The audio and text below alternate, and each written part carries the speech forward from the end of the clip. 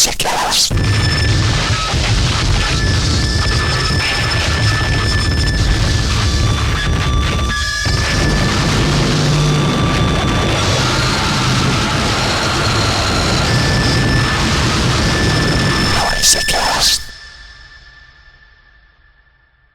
Noisecast in episode 26. Last time was the first part of the three-part Grunt interview where we went through the 90s material and the beginnings of Grunt. This time we will dig more into the 2000s of Grunt onwards from Pettorian Rolley album. I recommend to check out the video of this episode and the video of last episode as well. There was a lot of interesting picture material of all releases, and the video of this episode will have videos of used artworks, collages, and so on. Very worth of checking the video from YouTube as well.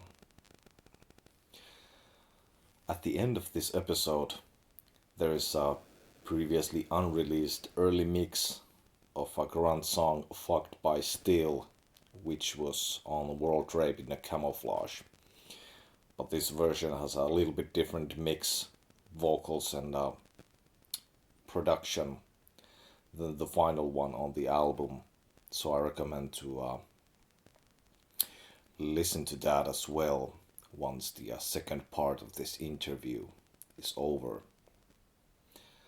But enough of this talk, let's get back into the Grunt interview. So speaking of war, I guess Pettorian Rolley would be a logical release to talk about next. It tackles a very a sensitive part of Finnish history. What was the initial impulse for this, or was it more like a long time coming, or how did it develop? So there's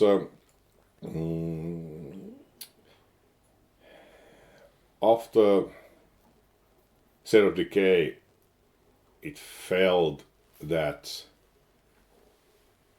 I should sort of go into direction that there's even more emphasis on content of release, more kind of background work, more detailed in something particular, that it wouldn't be just approaching a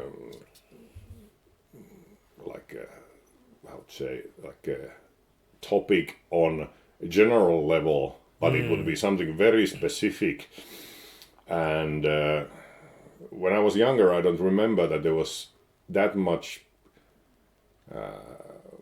told in schools about the Civil War, or what was told wasn't necessary yet what we hear these days. And it might be also that I wasn't following what was being said, but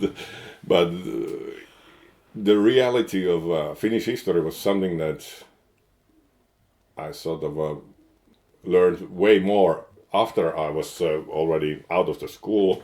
So it felt like all the interesting details were not really discussed at the time, and diving deeper into sort of what seems now very much topic that has been discussed a lot, especially Finland turned 100 years old, and a lot of documentaries and books and whatever had been published over the last 15 years or something. But at the time it felt like there's still a lot of approaches in war times that had never been really dealt in, not really in a music, but also that it was something that you had to sort of discover. And I was reading about material, about things that were interesting, and there was sort of like almost everybody in Finland has still family history that ties into war times. So there's not necessary personal experiences, obviously not, but there's still like a personal connection that his war history ties Family in history, the family yeah. history.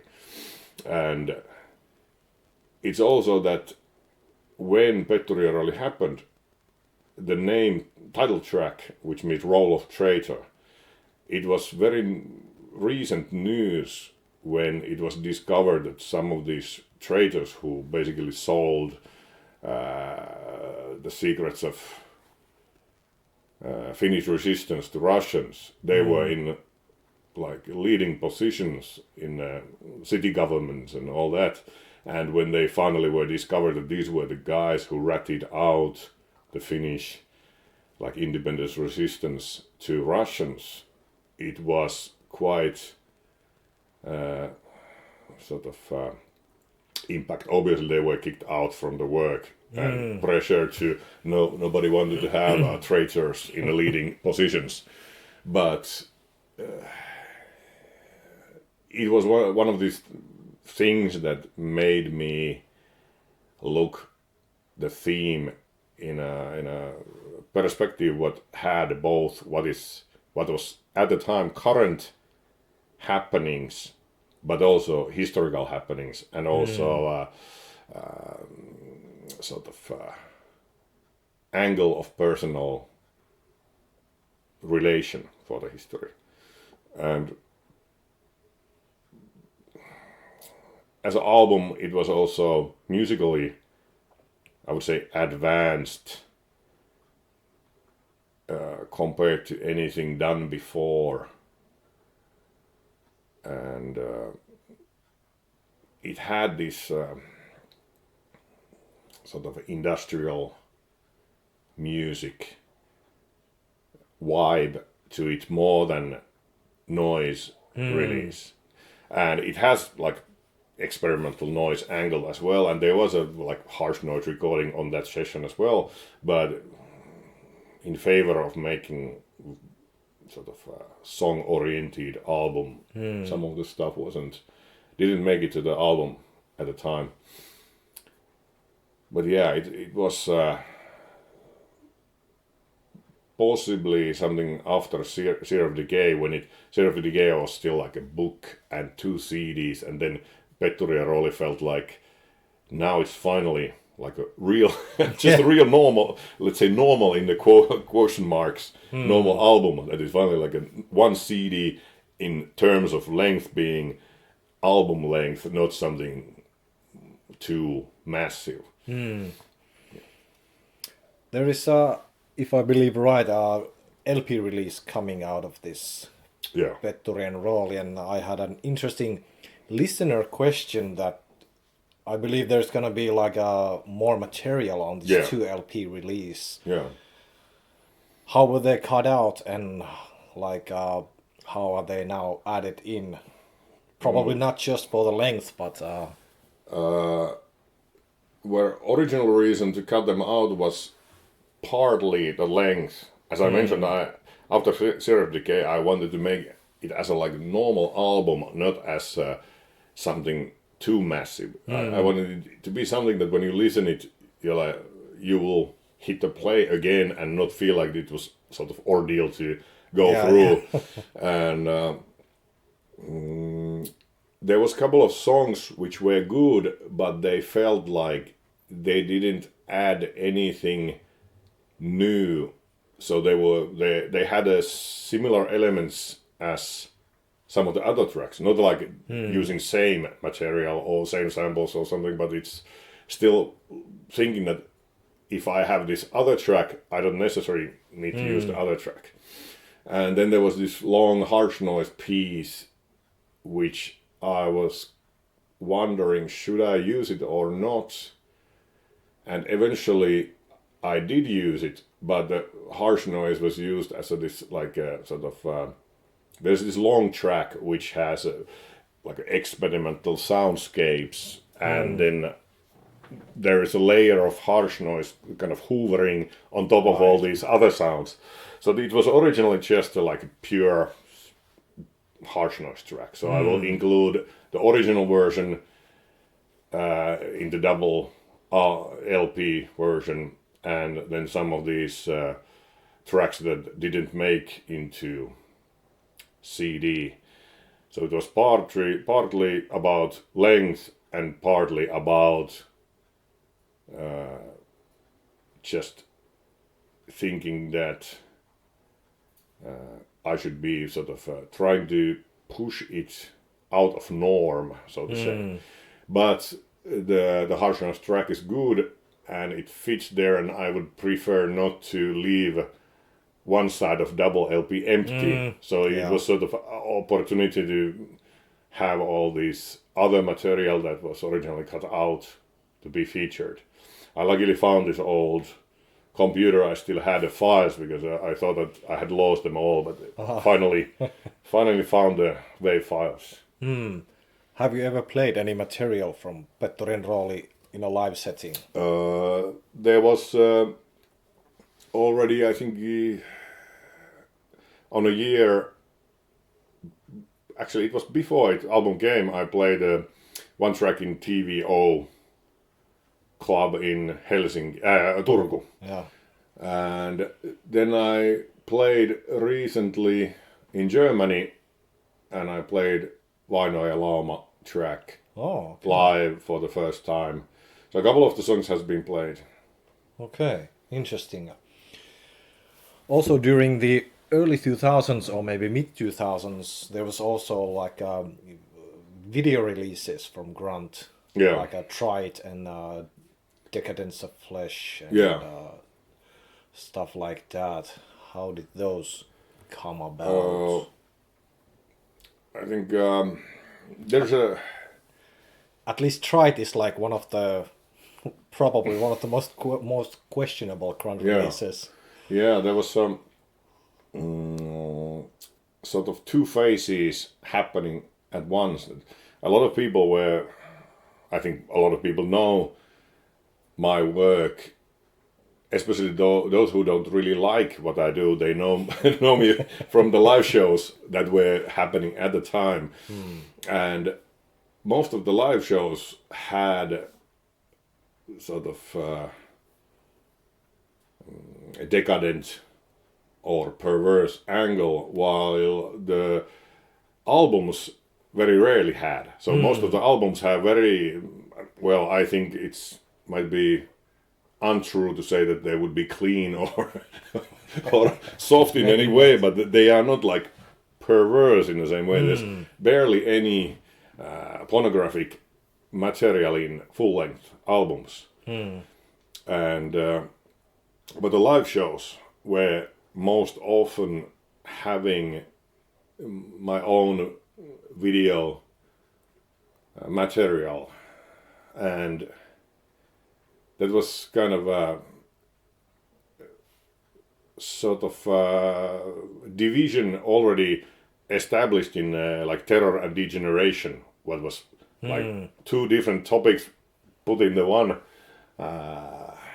album, because originally it was meant to be like two separate releases, but it was became terror and degeneration. But did they initially come like separate? Yes, but then they were, the CD versions have been always as terror and joint. Yeah. But then the live action was sort of a degeneration, and the recorded word was mostly the terror side. So there was like a two different approaches going at the same time, and it wasn't necessary something like carefully planned, but it was part of what I was doing, and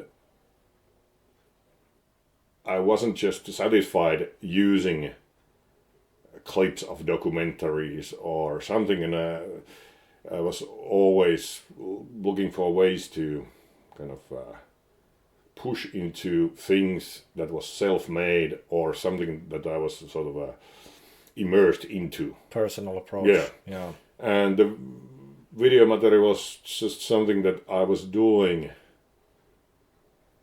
regardless was it originally necessarily intended for Grunt, but Trites and Decadence of Flesh were both intended for Grunt videos.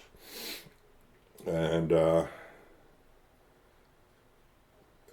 there is, at least you can try to justify them to have some kind of like a sort of intelligent idea behind, but when you view them as an outsider, they are obviously quite decadent. Or disturbing even. Yeah. But there was a reason why they were made, and I'm not. I feel that they succeeded in what they were aiming for, and but it's unlikely that releases like Trite would be reissued or celebrated in these days. I would imagine so, but it kind of remains as this notorious classic. Yeah. You also as you've been using quite interesting background videos at live gigs, you must have also gotten quite interesting opinions about these background videos. At least I remember there was nearly shocked people at your gig in United States or something like that.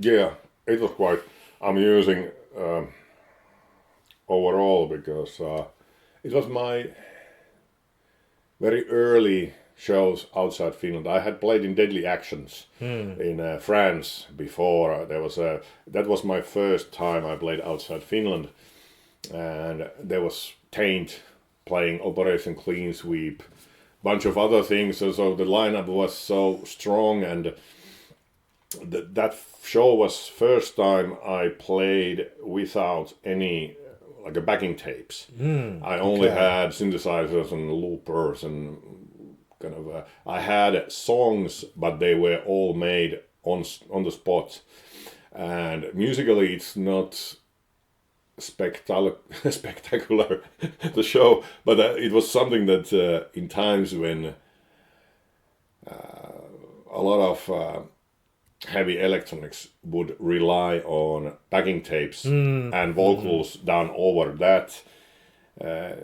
I felt like making actual live noise is the only way to go. My earlier years of having relied on backing tapes, it was sort of too easy. It was sort of too guaranteed to be what you planned, and I wanted to do something where it's a challenge of creating the actual sound, not just performing like a performance of. Yeah. And for the live shows in the US, well, I had a video material already, like my own footage on Deadly Actions, but I made a video for American shows, and it was just sort of how to say, it was mixture of like a walking through Lahti city, and I don't think I lost the order, like that mix of I have the footage which is X-rated, but it included sort of footage I was walking through Lahti city and finally reaching the destination where the X-rated footage has been filmed. Okay. So there's like long intro of just walking through my hometown, and eventually there's this abandoned industrial building, and when you enter there, then it cuts in this scene where there's a female tied in the radiator, and I went through a meat shop to buy some animal tongue, what I was using as a means to I was using the animal tongue to operate with the female model, and she didn't know about it, so I had like tied her up in a radiator and blindfolded, and I was like, okay, there will be something happening, and just cope with it. And she sort of find out after the shoot that what was being done, but it wasn't anything that she would be highly upset or anything. So it was interesting surprise. Yeah, and it was visually sort of interesting looking when you have this large raw animal tongue that is licking the bound female in a this completely trashed industrial environment, when there's like broken glass everywhere, the concrete, and there's like a rusty radiator, and then all this the girl was urinating on the animal tongue, and then I was licking with the soaked tongue, and I think that was a little bit too much for some of the Americans, and there was a discussion online later on, and I didn't think that anybody who would be into noise would sort of be somehow very shocked about the video, but maybe I had been used to the Finnish guys who would be around me, who would be all sort of into the similar things, and I didn't expect that there would be much controversy about it. So it wasn't really made to shock anybody. I think it was more like I felt that this is stuff I'm into, and good aesthetic. Yeah. And well, but it was mainly just online, but it was surprising a lot that there's this one Princess Dreams CDR that I released with the live shows from that American trip, and I printed out the emails I was forwarded and printed them on the insert. So if somebody wants to read the reactions, many of them are as an insert of that release.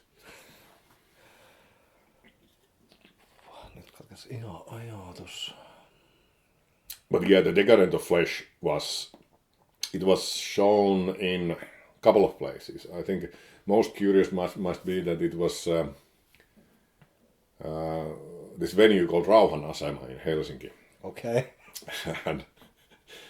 and for some reason there was noise shows happening at that place, and for whatever reason I was invited to play in that place as well. That was back then. Yeah, so because Rauhanasema, what translates as a peace station, so it's like an anti-war, more like punk-oriented,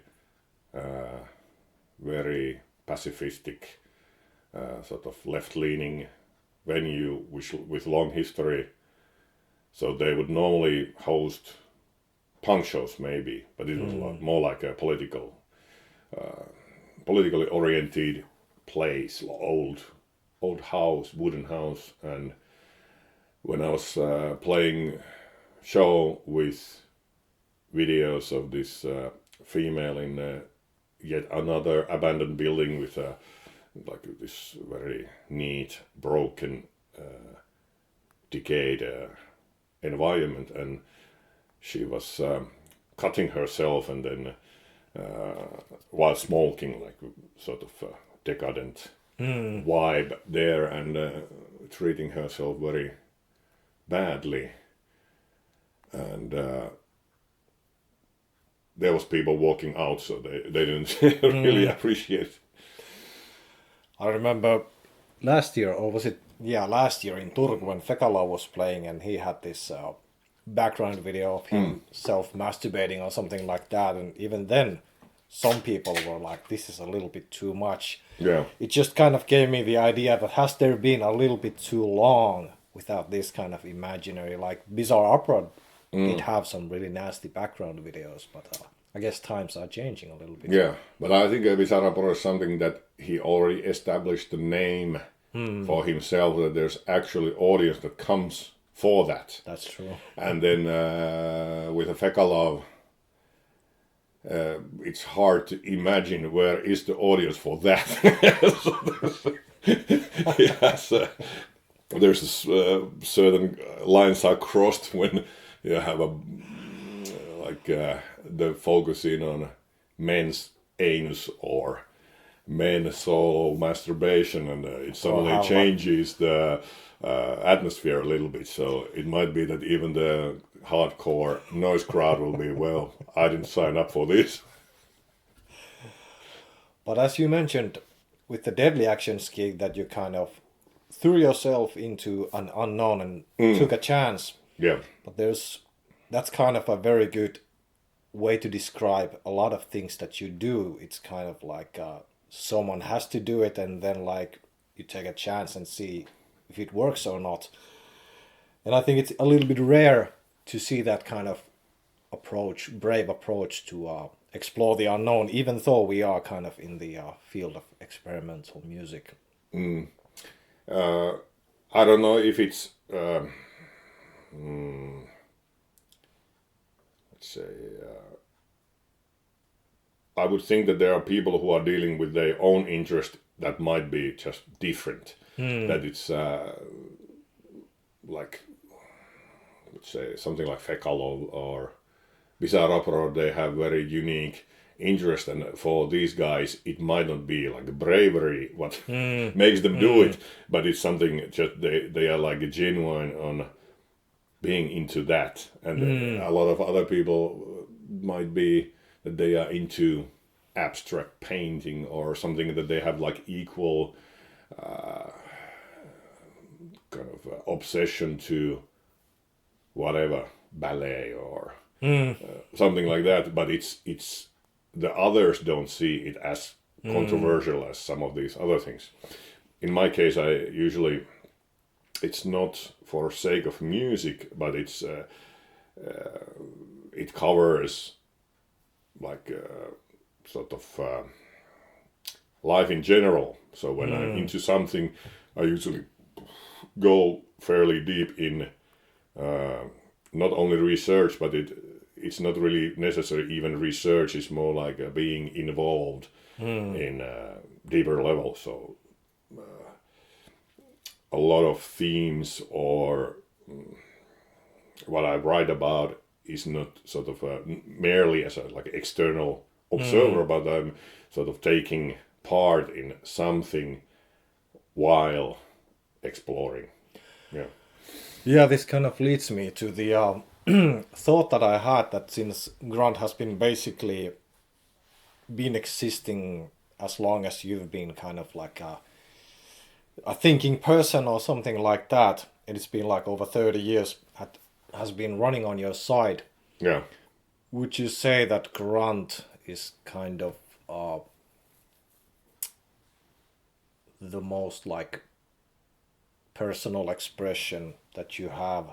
Kind of has Grunt been shifting at the same time as your thinking might have been shifting? Yes, and I don't know if like some other projects, they are as personal, but they don't have so wide scope of things. When I could say my work in my other bands might not be less personal, but they might have more narrow frame where they operate. So if there's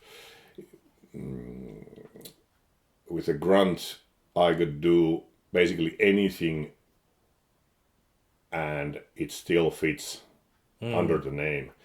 And with other bands, there might be some sort of artistic guidelines, what would mean that I wouldn't deal with whatever within that project, but it doesn't make it less personal. So the frame, what I chose, it's still personal, and I have a personal angle in it. But I think Grunt has something that it's also sort of central hub for. Yeah, that's what I was going for. Sort of other noise project. If there's like a noise project, they could be described as sort of spin-offs of what I do as a Grunt. When I think about that I don't want my discography to have 10 releases about European SM VHS underground. Yeah. So I might have it on a other project, but it doesn't make it sort of less personal, but it's just it focuses on narrow interests, and same applies with the music. That it covers certain aspect I wouldn't want to take too much attention in Grunt discography that I prefer it to do elsewhere, but the project could be also seen as a sort of spin-off of Grunt. But I think Grunt kind of, like you said, gives you more freedom to express different kind of ideas and thoughts more than others. Yeah, and it's sort of anything I find interesting or something that really sort of captured me usually finds its way to my work as a Grunt. And it's not like it would be expression of like a, how to say, daily life in a way, like the banal way of daily life, but sort of it has a very direct connection of what I do daily as a, like what occupies my mind, for example, or sounds I'm listening also are sort of very directly influenced on what I do. And I'm a sort of avid noise fan, so I never reject the idea that I would be doing something very special. So it's the other people's creative works usually also influence my own sounds.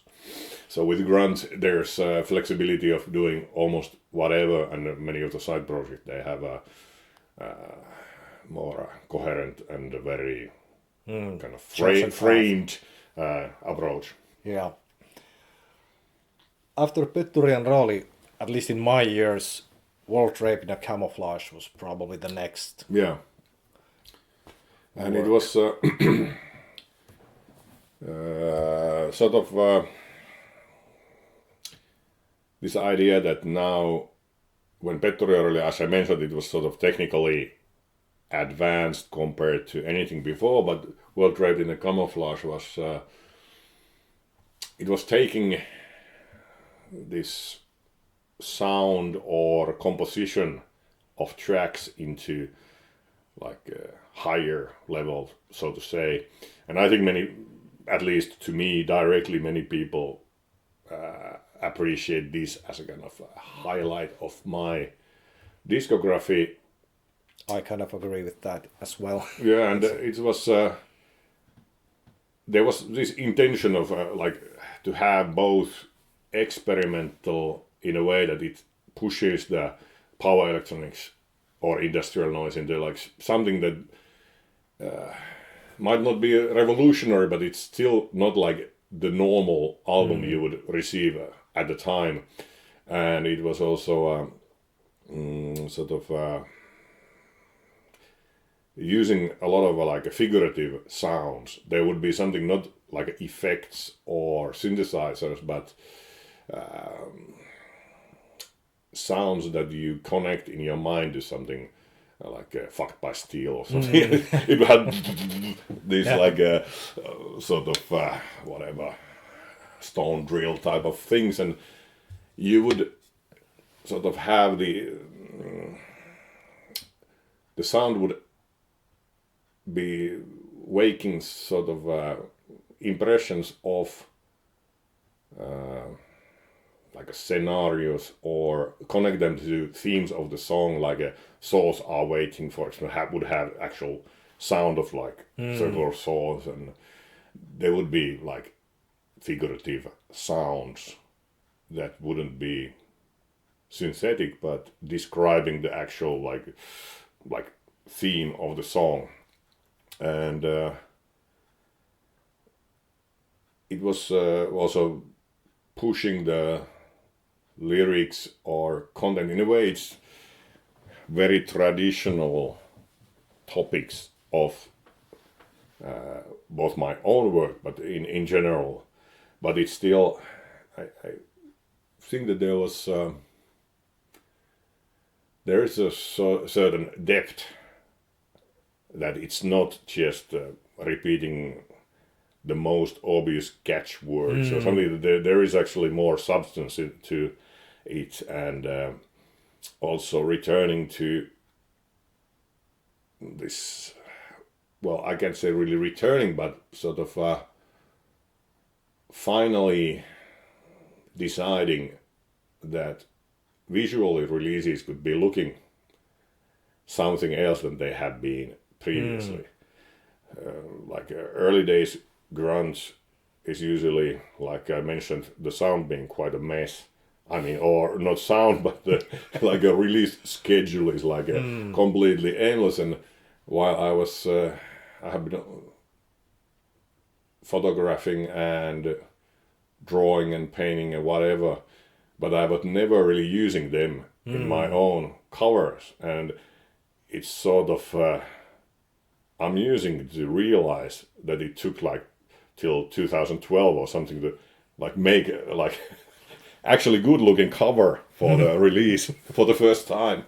So that was like since then I was looking at the discography and thinking like, why I have been always settling for something what is not really as good as I could be making, and even just grabbing something I made for something else would be a better Grunt cover than I have had in past. So there was a sort of stepping up to or re-evaluating my own standards, and World Draped and Camouflage of sort of pushing on every level to like next level, so to say. And I think after that also live shows, especially international live shows, started to happen frequently, and the quality of the live shows was no longer something to gamble, but it was almost like every show being better than previous, which was already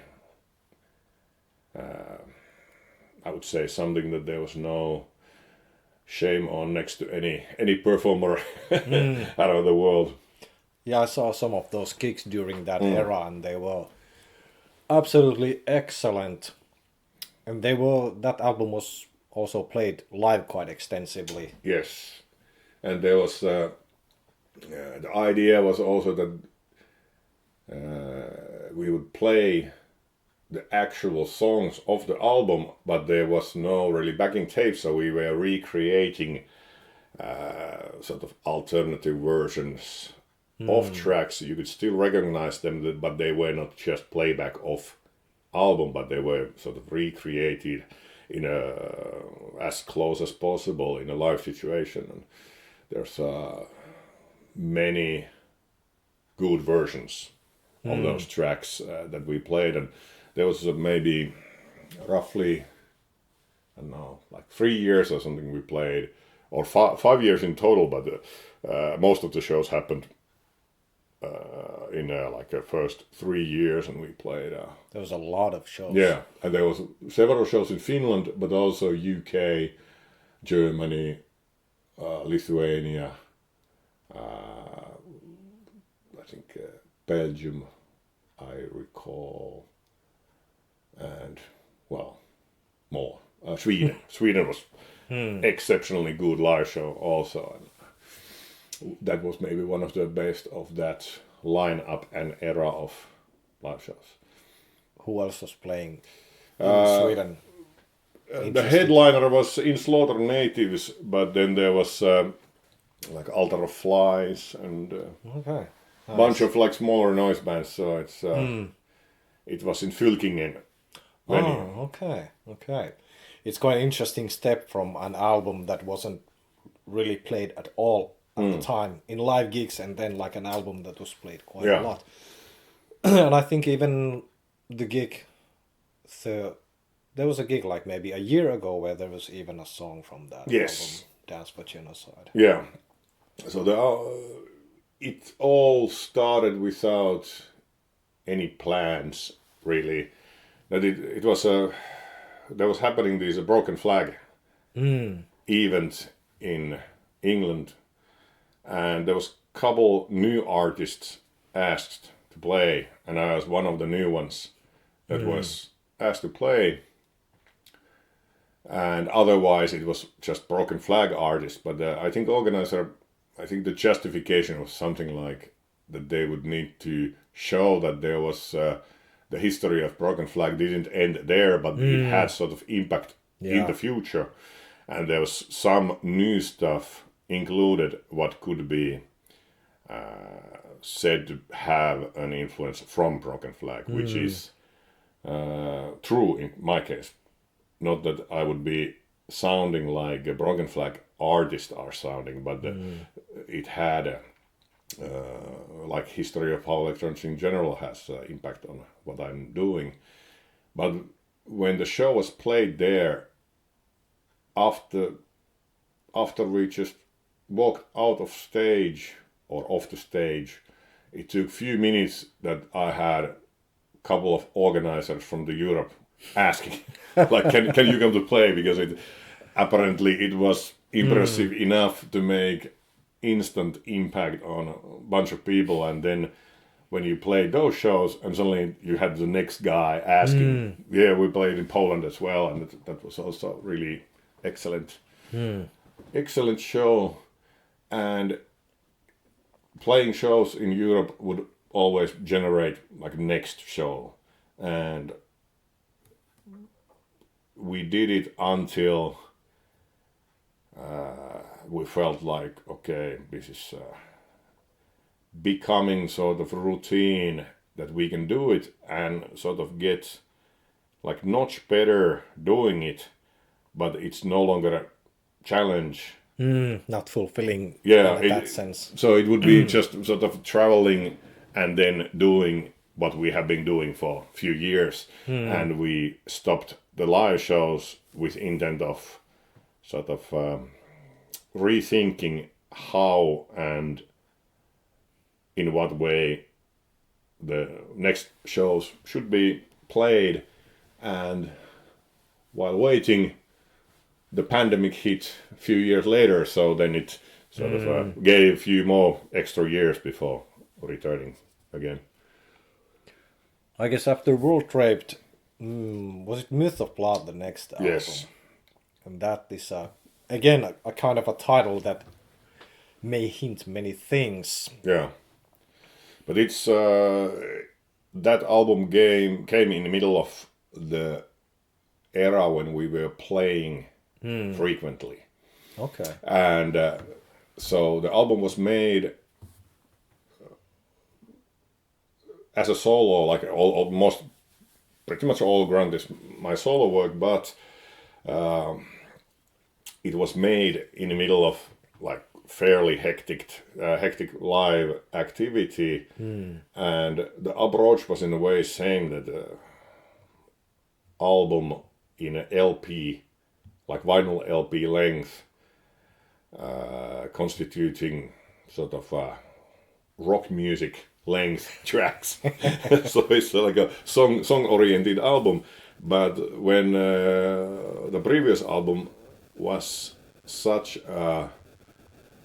like aiming for technically advanced expression, I felt that with Myth of Blood I wanted mostly to sort of do the exact opposite. And there are several tracks which are like the most crude mono tape recordings, where very little is happening, in a way that it's just one mono lo-fi crackling recording, and sort of most of the themes they revolve around some of the sort of classics of torture, oppression, and that type of things. But it's also looks in kind of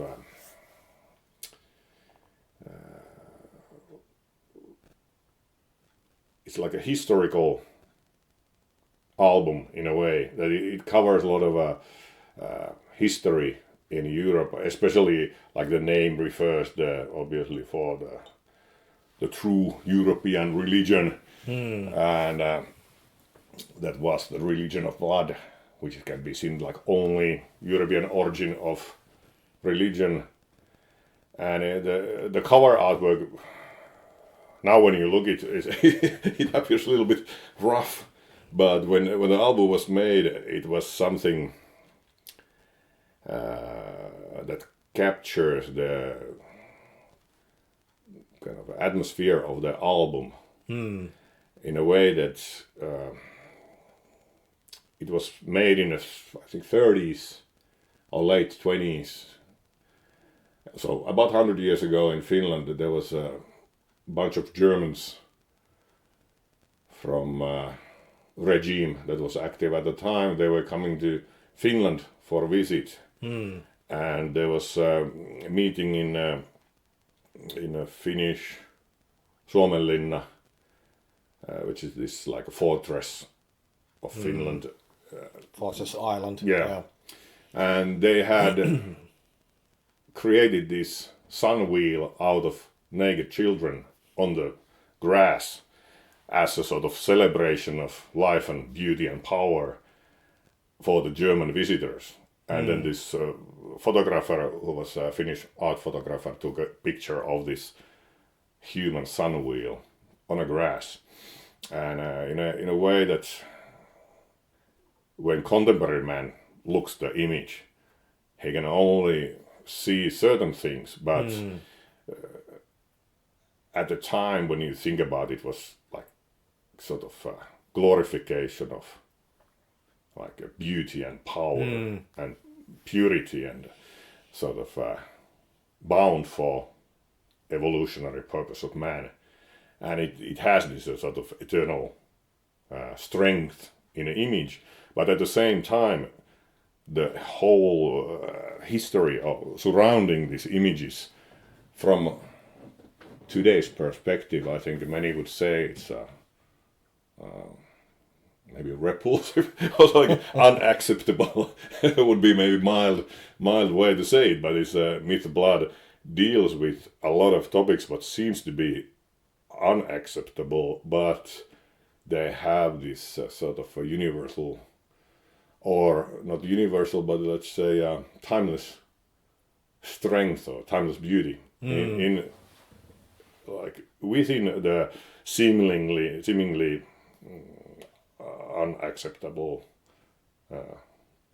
form. Like it's just like a contrast of something that interests me personally, the what is hidden behind the obvious, in the same way like a world draped in the camouflage. Exactly. Yeah. So it would be pushing that same theme further, like what is behind the camouflage, or what is behind the curtain, which is very sort of prevailing topic in my work in general. It repeats in almost everything I do, the sort of apocalyptic vision. What is when the drapes are coming off, and what is seen behind the curtains. And it's like the true meaning of apocalypse would be sort of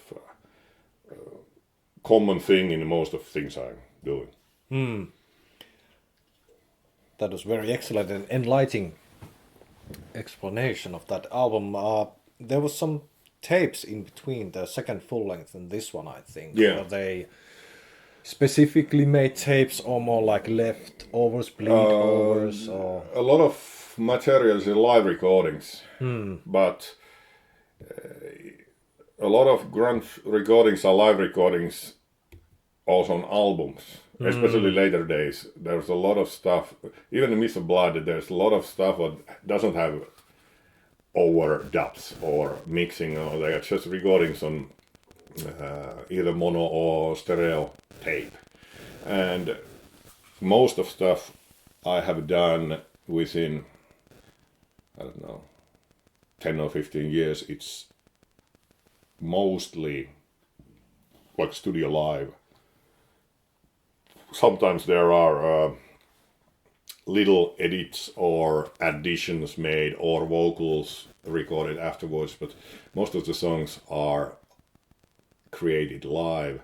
So when there's a live in front of audience, I don't think that it would make it, if there's a recording of it, I don't think it's somehow like inferior thing. So the kind of a notion of live album in Noise, I think it's different from live album in sense of like music bands.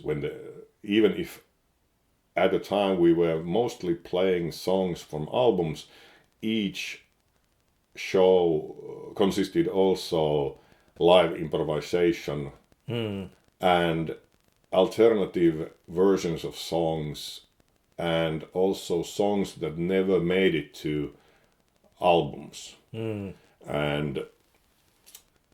therefore, if there existed good quality live recording which had something to offer, there was a very common thing that they were released as a tape during those days. So a lot of tapes, they are just live recordings, or I can say just live, because they are live recordings, but they are like studio quality most of all. Do you select the material like does it sound good enough, the live gig that you recorded, or does it have any other special meanings, like it was specifically to you a good gig? I would say that it has to sound good, and some of the shows I didn't necessarily feel very positive about playing there. Like we played at the time some of the like warm-up shows for music bands, which on hindsight especially feels like shouldn't have been even done. But when the recording was good and not really the like reason to regret deeply, so those were released. Obviously there was a tape also, Sacrosanct Imperium, which is around the Myth of Blood era, and it is actually maybe even better than the album, and that came out also on vinyl, but it's like a 20-minute recording. But that's one of the rare like a tape releases which is not made in a live environment. Okay. The next full length the name has always been very interesting to me, the Castrate the Illusionist. Again, I think there has been kind of an era where Grunt album titles have all been like, even as the title, as a thought-provoking. I think it's well, I think, but it is related to these albums what came before it. If you think about World Draped in the Camouflage, and what would be the Camouflage, and a lot of the veil of illusionist sort of, and the Castrate the Illusionist would be sort of I would say self-explaining title in a way that it's in a way it just complements the previous ideas, and it just strikes directly into this, and even the topics itself, it has these sort of timeless industrial topics in a way, but they were something that just occupies my mind anyway, the sort of eternal questions. And it was among the albums that I had no uncertainties about making of it, and there's a lot of good material on the album, and I think also artwork is pushing further. It's sort of nodding towards the old Russian avant-garde in a way that it basically imitates certain graphics or uses and puts them in the new context, almost like a reverse approach. When you compare the cover, I'm quite sure that some people will recognize the original sources and can discover the ideas of the artwork when they compare to original art, where what is sort of a commentary there. And but still, it felt like after this, you can't really say it's a trilogy or anything, but it's still like albums were very consciously made as a like LP length with short, sort of very well defined, individually working songs. And after this album,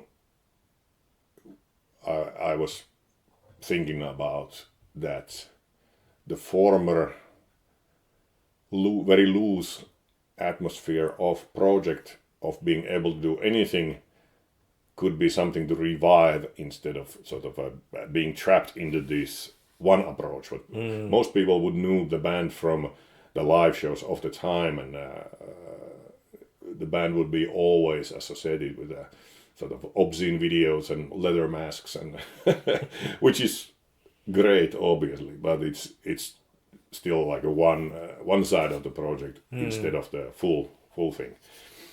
So Castrate, I think it's again one of the albums that there are a number of people who consider it as like a pinnacle or greatest achievements of project, but and it sold a lot of copies as well in a terms of noise album. And but after that there was also questions like how to push it further if it's already like this, and if doing something like this, what should be done next. And I think the Spiritual Eugenics was the most challenging album, when there was already 3 albums where each album were like without question some of the landmarks of the project, and like how would you top these? Yeah, there was all a 3 clear shift Yeah. in between like those 3 albums, and then Spiritual Eugenics was something maybe not completely different, but it was noticeably very different. There is still Like a feel to it or something like that. There's still the kind of format of the songs or albums is still like short, very song oriented, and sort of made to be on vinyl LP approach. And there was a lot of recordings for that album, and it was originally meant to be one LP, but I was never really quite satisfied how the LP was, and I was moving the tracks to different order and different places, and eventually there was 2 LPs worth of material when it finally felt like this is it, and now it's working out. And if I would be returning it to now, I wouldn't make it as a double CD, because double CD of power electronics or industrial it's maybe not ideal, but at the time it felt like it was only way to make it work. And obviously it's a very good album. I'm still very satisfied with it, but if I was now making it again, I would try to make it as a one LP. During this time also appeared this, I wouldn't call it maybe not a Grunt logo, but this kind of symbol was born. What made it, in your mind, a fitting one? There was, in general, when the album was being done, I had, you can't say doubts, but as I explained before, I felt that there needs to be something more, that it can't be just, I can sort of churn out good noise, like as much as I just want. So I record a lot of noise, and a lot of it is, if not amazing, it's still very satisfactory for my own needs. But the why I would release it for the public is more like the question I'm pondering more, and also that I don't feel that the kind of industrial noise should be only about releasing audio to consumers, so to say, or even not, if not consumers, to like fans or something like that. So there like has to be something else. And while the work has always been involving like video or graphics or writing lyrics or doing research, and there's like a lot of things that are not necessary about making of sound, but with this album it just felt that there needs to be even more, and it's not like it needs to be more for audience, but it has to be like more for myself basically. And it's I made at the same time as the album was made, I made videos like sort of you can call them music videos for the songs. They were appeared in like YouTube, so nothing spectacular, but they were just made out of my own sort of desire to have the material exist also as something else than album that is available for sale. And in the same sense, I was doing all sorts of like a street art, or how to say, street action, for which didn't have noise audience, but they were still sort of crucial for my own like creative needs, so to say. There was something I was doing on a weekly basis for a long time to just like plastering graphics on the streets or other similar things, and they were not public in a sense that I would be promoting them, but they were public in the sense that people would most likely see them because they were visible locally. And it was all connected to the sort of atmosphere of the album. But Spiritual Eugenics, it sort of collects most of the formerly used topics, but it's only develops them further. And there's always like new angle to look into something. But it also had the kind of undercurrent of thinking that there needs to be something more about it. It also bleeds in the lyrics or themes of album, that some of the themes, if one knows like few things about art history or history in general, there are very clear references for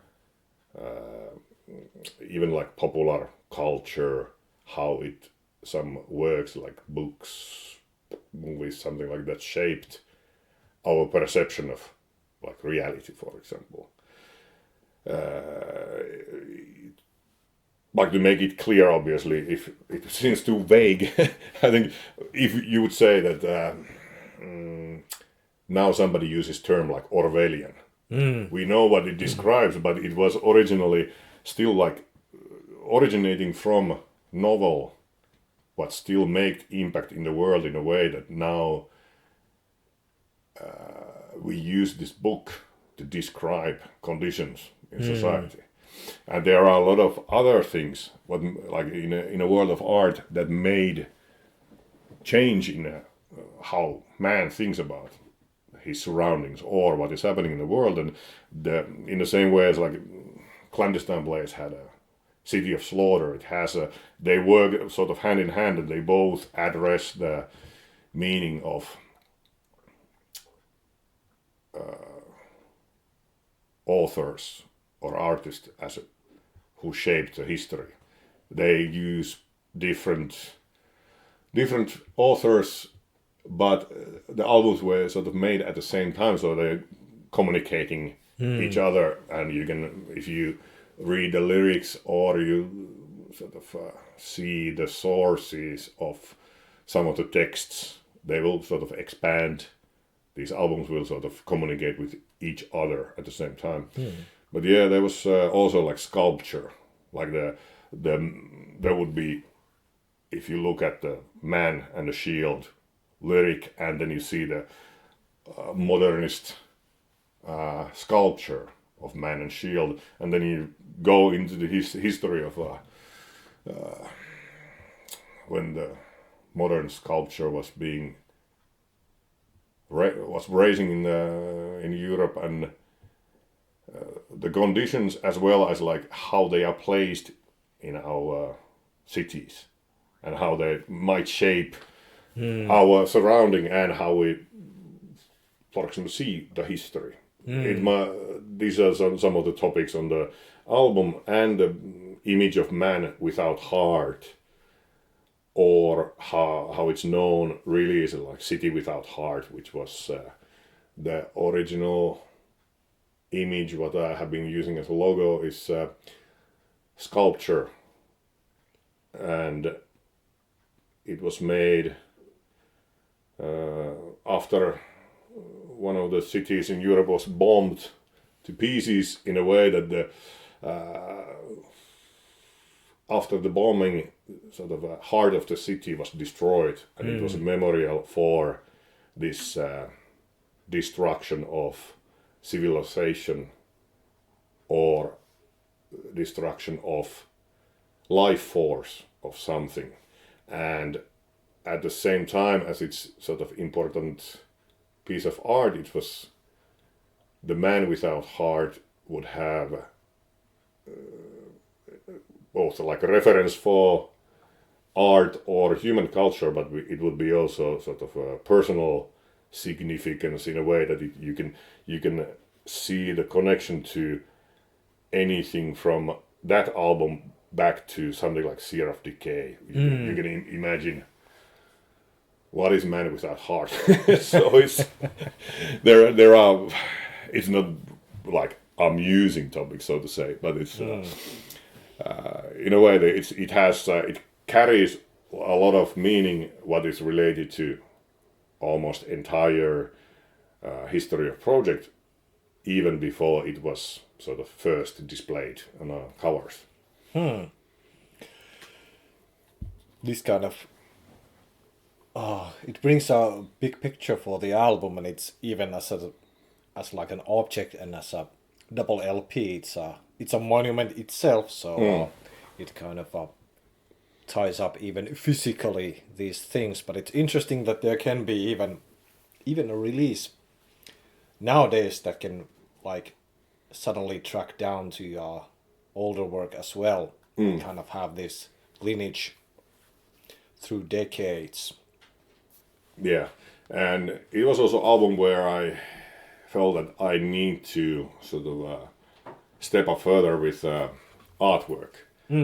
So this was a moment when I used my own physical collages that were, let's say, more advanced than before, that they were made for this release, especially for this release, like something like World Draped in the Camouflage. It was still mostly artwork I made first for exhibition with Jukka Siikala and Bizarre Pro Markkula, and they were displayed, at least I think they were displayed before the album came out,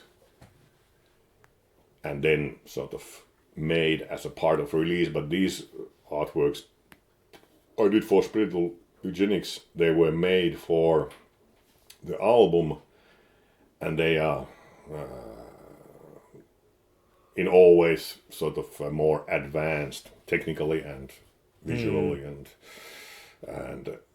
it did tie into idea to both like street art videos and all these. That it had for me a lot of more than just a music album approach. So I wanted it to be working in all these different levels. There was meant to be a book, or not necessarily book, but booklet that would cover some of the activities and other artworks, and also cover some of the lyrics that are not present in the booklet, but I never got to finish it at the time, so the material is still sort of bending, waiting for some other occasion.